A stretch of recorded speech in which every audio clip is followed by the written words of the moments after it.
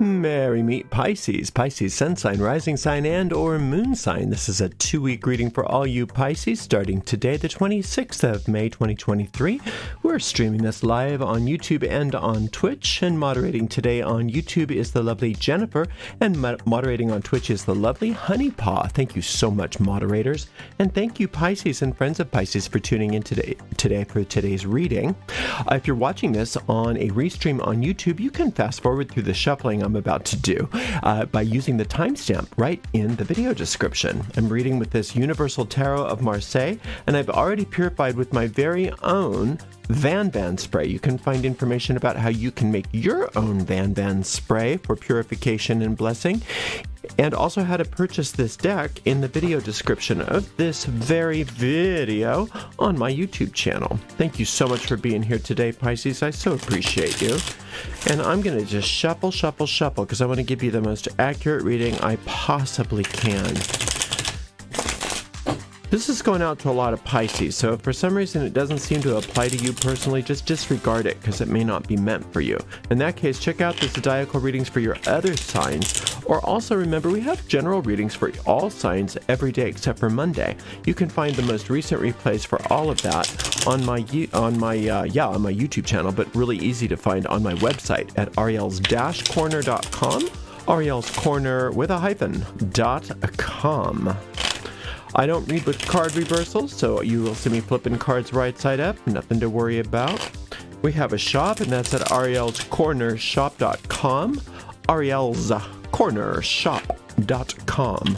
We have all kinds of merchandise, including tarot decks that I read with, and the ones that are still in print are on that in that shop, and those are all affiliate links, which means that we make a small commission off of each and every sale. So we do appreciate your support, but mostly we just appreciate that you're here with us, Pisces, because I adore you, and I'm super excited to read for you. So I'm going to shuffle this up a couple more times just to do my best for you, because that's what I want to do. Pisces, you deserve my very best. Okay, let's do one more. This is now the shuffling channel. That's all we're gonna do. Just gonna shuffle. All right, let's one clean cut for Pisces and see what's in the cards for all you gorgeous, amazing, and fabulous Pisces. We've got the Queen of Cups, we've got the Four of Cups, and the Ace of Cups. Very cuppy, and that it couldn't happen to a better sign. I mean, this is your element. This is all about you. The Suit of Cups is very well suited to Pisces, and it's gorgeous. I mean, you've been doing some really good work on yourself and on the inner planes. A lot of you have been working on things like meditation and spiritual development. Some of you have been in therapy. Some of you have been working on your psychic development. All kinds of different stuff that you've been working on to improve yourself and your relationship to spirit, and that's gorgeous. Now it's talking about having some structure to your spiritual practice and the power of doing that. Having something that you do every single day, at least for a little while, maybe for the next couple weeks, to really sort of like have a very definite way of working, a very definite practice. There's a time for freeform, do what I feel like doing, and that there's a time for that. But it's saying that you're going to make the most progress over the next couple of weeks if you have a real clear-cut spiritual practice. And you can build that yourself, and you can obviously follow your own inner guidance on how to do that, and you're not beholden to any one practice. You can always change it. But having something that you're doing every single day, it's just like exercise. It works sometimes to have a routine, at least for a while, and then change up the routine later. It's saying because what you can expect from that is a lot more of what you've been looking for. A lot more of what you've been looking for is available to you when you keep it more definite, when you define your practice a little bit more, or a lot, for some of you, a lot a bit more. And it's saying get ready because things are really opening up. Look at the abundance of this card. A lot of times we think, oh, well, spirituality is something over there, but I'll get to that later. I got, money and stuff that I got to deal with first. And they don't understand. I mean, I think you understand this, but I don't think a lot of other people understand. It's like, no, if you make this your priority, all that other stuff just happens. All that other stuff is part of it. That's part of the abundance of spirit. That's one of the things that is meant by seek ye first the kingdom of heaven, and all these things will be added. It's just you go to the source of where all of your abundance is, and that's internal. And it's saying that you're going to recognize that how big this source is more so than you already do. Because you're already, on it. But look at the difference in size of these cups. This is the cup that you kind of think that you deserve, and this is the real cup, right? It's as big as you, at least, And I think that this is just in miniature. I would say it's more like a house, the size of a house or something like that. You could visualize how abundant you are, Pisces. How abundant you are, and how much the universe loves you, and how much the universe wants to give you and to pour blessings on you and through you. So all of the work you're doing is amazing. It's just saying give it some more structure and get ready for the abundance. This prosperity of this cup includes financial prosperity, like we said, but it also includes self-expression. Especially for those of you that are working on stuff that is expressive in nature. Some of you are poets, artists, writers, bloggers, whatever. You're going to be able to express yourself even more fully, and nothing is going to feel so great as that.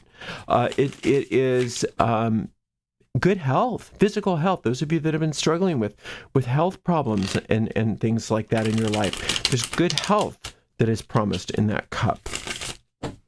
So happiness and joy all abound. And that, again, happiness and joy is not silliness. A lot of times happiness and joy accompanies great pain. Sometimes it accompanies great sorrow, right? So we don't just happen upon our joy and happiness this lifetime. We have to go through hell sometimes to get there. And sometimes it's both at the same time. We are going through hell with this cup, with this abundance, knowing that we can make it through, knowing that there's another side to this, that we're going to get out of the other end of this and it's going to be amazing, right? And that this world isn't what we think it is. And that this world can change.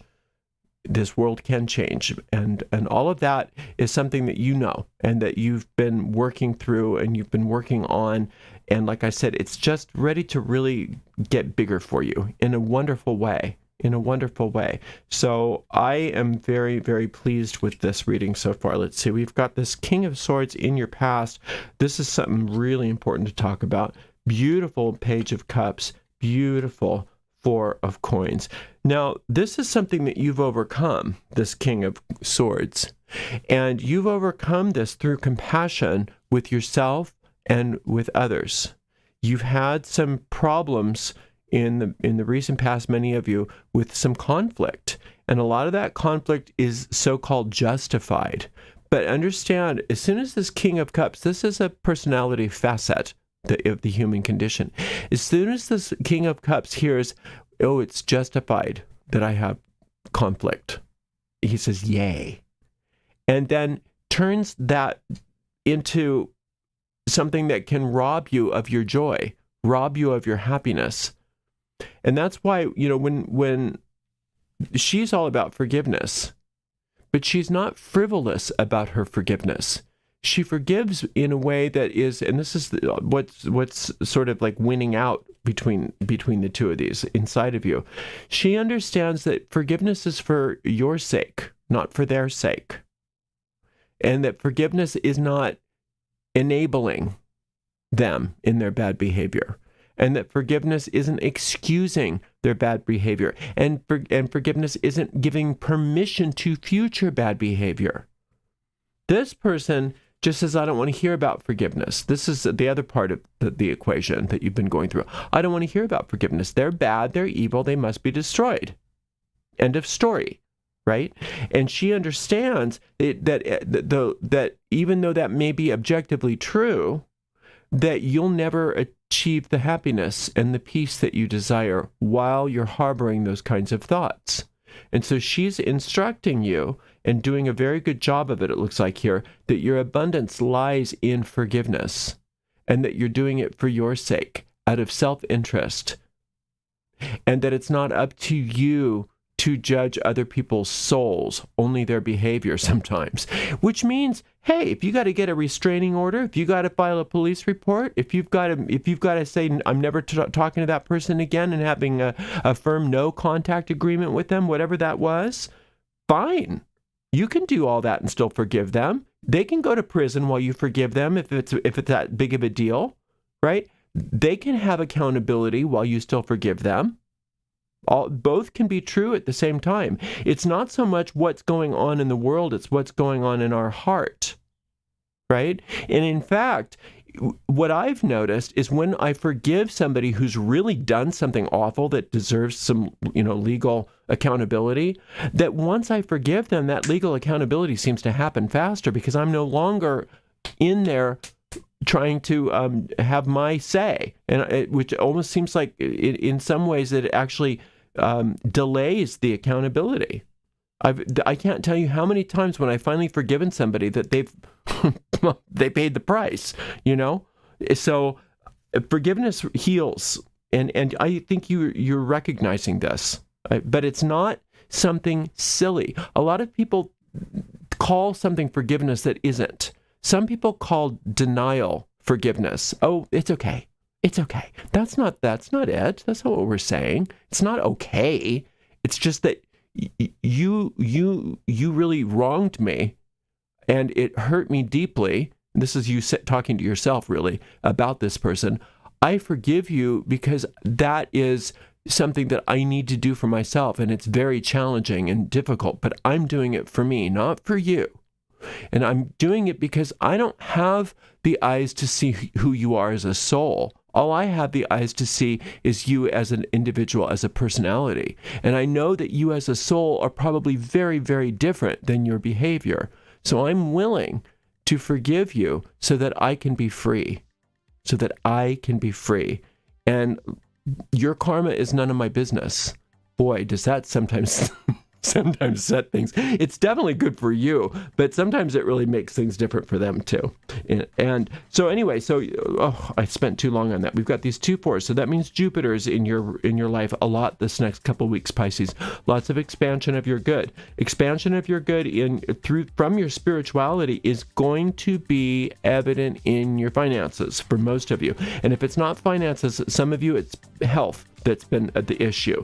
But expect to see this beautiful cup of abundance expanding and growing to encompass so much more than you thought was available to you as a result of a lot of this work that you've been doing on yourself. And you've been doing a great job. And it looks like you're going to continue to do a great job. And I'm extremely proud of you. And I'm very, very thrilled for you because you're doing so well. And you're going to see the benefits of that. Thank you so much for spending some time with me, and thank you to the amazing moderators, Jennifer and Honeypaw.